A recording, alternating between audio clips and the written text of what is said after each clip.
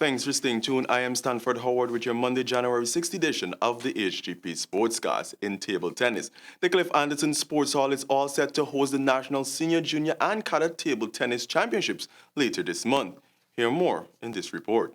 The Guyana Table Tennis Association, in collaboration with the National Sports Commission, is programmed for the marquee event from January 17 to 19 for the seniors and from January 24 to 26 for the juniors.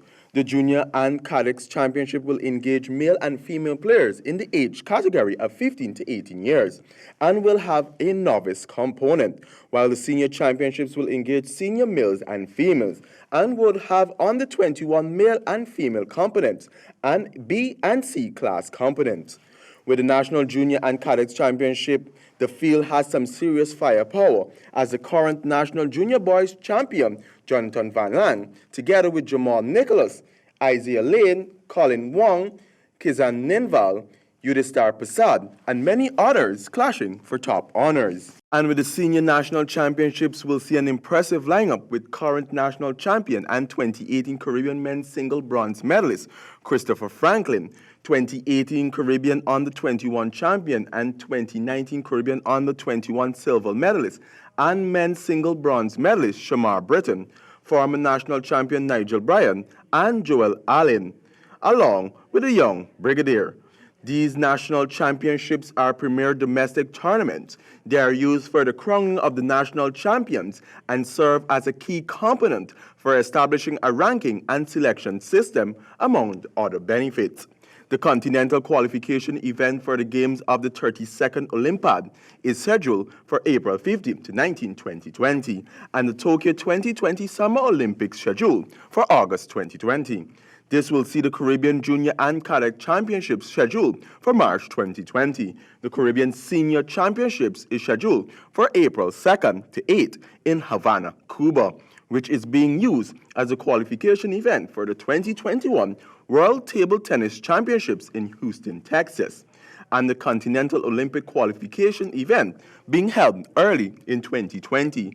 For HGP Sport, I am Stanford Howard. In badminton, Guyana's #1 ranked player Priyani Ramdani won the silver medal after reaching the finals at the 2020 Honolulu Open A Division tournament held in Hawaii, USA over the weekend. Ramdani had a great 2019, copping 10 medals regionally and internationally.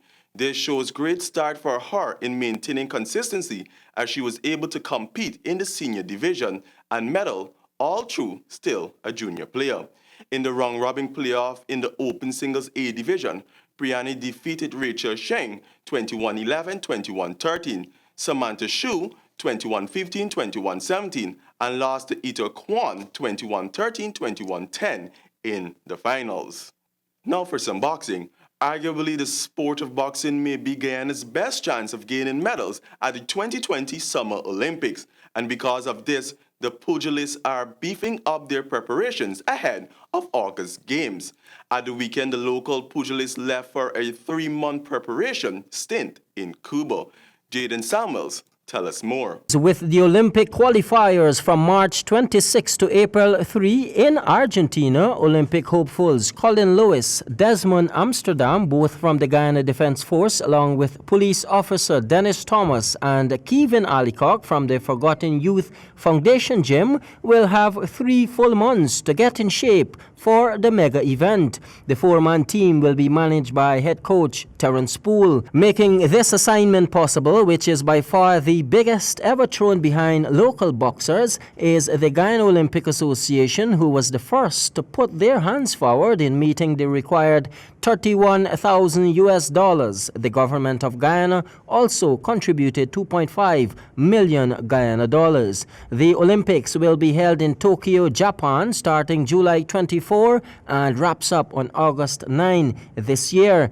The last time a boxer from these shores would have tasted an Olympic medal was in Moscow back in 1980, thanks to Mike Paris, while John Douglas was the last Guyanese to qualify for the Olympics in 1996. Jadon Samuels, HGP Sport. In golf, William Walker and Chanella London emerged as flag champions in the inaugural golf tournament held at the Lozignan Golf Club at the weekend. Hear more in this report. The 2020 golf season kicked off with the Tropical Woods and Wood Products inaugural tournament on Saturday. The tournament saw William Walker scoring 69-12, dominating the 0-12 flight, and returning the overall best net score not only for his flight, but for the entire tournament with a clear 3 strokes lead over the other golfers.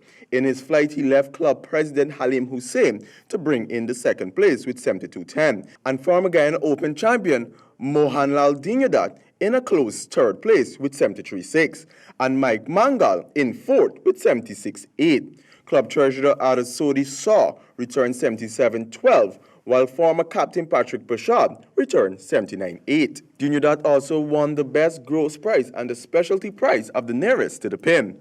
President Hussein produced a surprise of the day, win in taking the specialty longest drive prize. In the 13-28 flight, former Guyana Open women's champion Chanella London played extremely well for a 72-15 to earn the top position, beating Maximum Mangar 72-20 on the comeback of a tie. Mangar has also returned to the winner's row after a little while. For Hgp Sport, I am Stanford Howard. In cricket, the West Indies will be at it again, this time hosting Ireland for 3 one-day internationals followed by 3 T20s. The first one-day is a day and night fixture and bowls off on January 7th at 1300 hours. The Caribbean side will look to build on the positive coming out of the just concluded tour of India. Taking a look at the squad, Jason Holder will take the bench for the first 2 matches due to the heavy workload over the past year.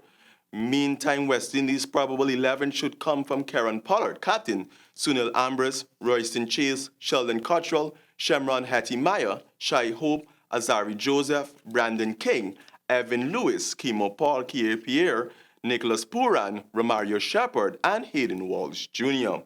And still with cricket, West Indies under-19 did not do well in the Tri-Series played in the last month of 2019, but this failure, according to their head coach, is an important learning curve for the team. Samuel Gillis tells us more. West Indies under-19 head coach Graham West does not believe the side's wretched result in last month's Tri-Nation Series is cause for major concern.